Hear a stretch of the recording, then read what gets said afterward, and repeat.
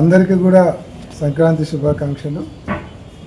సంక్రాంతి పండుగ ఎంతో వైభవంగా జరుగుతుంది అనుకుంటే ఇచ్చినటువంటి హామీలు ఏది నిలబెట్టుకోకపోవడము, సూపర్ సిక్స్లో ఇస్తానన్నటువంటిది ఏది నిలబెట్టుకోకుండా ఎవరికి ఎటువంటి సంక్షేమ పథకాలు ఇవ్వకపోవడం వల్ల ప్రజల దగ్గర డబ్బులు లేక పండుగ కూడా సరిగా చేసుకోలేనటువంటి పరిస్థితి మనం ఈరోజు రాష్ట్రంలో చూస్తున్నాం. ఏదైతే అమ్మఒడి కావచ్చు, లేకుంటే ఆసరా కావచ్చు, 18 సంవత్సరాలు నిండినటువంటి మహిళలకు 1500 నెలకిచ్చేది కావచ్చు, లేకుంటే నిరుద్యోగ వృత్తి కావచ్చు, ఫీజు రీయింబర్స్మెంట్ కావచ్చు, ఉద్యోగాలకు వేయాల్సినటువంటి డిఏలు కావచ్చు, ఇటువంటివి కూడా ఏవి ఇవ్వకపోవడం వల్ల ఈరోజు పండగ అంతా కూడా ఎక్కడా హడావుడి లేకుండా చాలా సప్పగా నిర్వీర్యంగా ఈరోజు పండగ జరుగుతుంది. కనీసం సంక్రాంతి నుంచైనా సరిగా ఇవ్వాలి.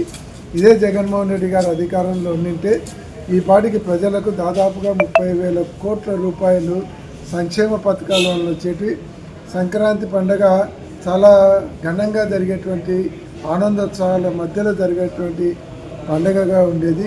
ఈరోజు గ్రామాలన్నీ కూడా పండగ వాతావరణం ఎక్కడా కనపడటం లేదు. కాబట్టి ఇప్పుడైనా సరే ఉన్నటువంటి బకాయిలు, ఆయన ఇచ్చేటువంటి హామీలు నిలబెట్టాలి.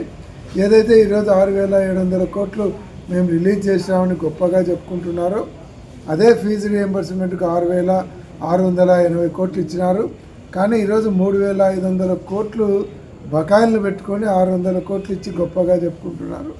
ఏదైతే పోలీసుకి ఇచ్చినది కావచ్చు, లేకుంటే ఉద్యోగులకు ఇచ్చినటువంటి బకాయిలు కావచ్చు, ఇవన్నీ కూడా 10% కూడా ఇవ్వకుండా గొప్పలు చెప్పుకునేటువంటి పరిస్థితి ఉంది. ఈ సంక్రాంతి కన్నా అందరికీ రావాల్సినటువంటి మొత్తాలన్నిటి కూడా రిలీజ్ చేయాలి. నిరుద్యోగ వృత్తి కావచ్చు, అమ్మఒడి కావచ్చు, లేకుంటే ఆసరా కావచ్చు, రైతులకు ఇవ్వాల్సినటువంటి 20,000 కావచ్చు, ఇవన్నీ కూడా వెంటనే రిలీజ్ చేసి పండగ బాగా జరుపుకునేటట్లు చేయాలని ప్రభుత్వాన్ని డిమాండ్ చేస్తా ఉన్నాం.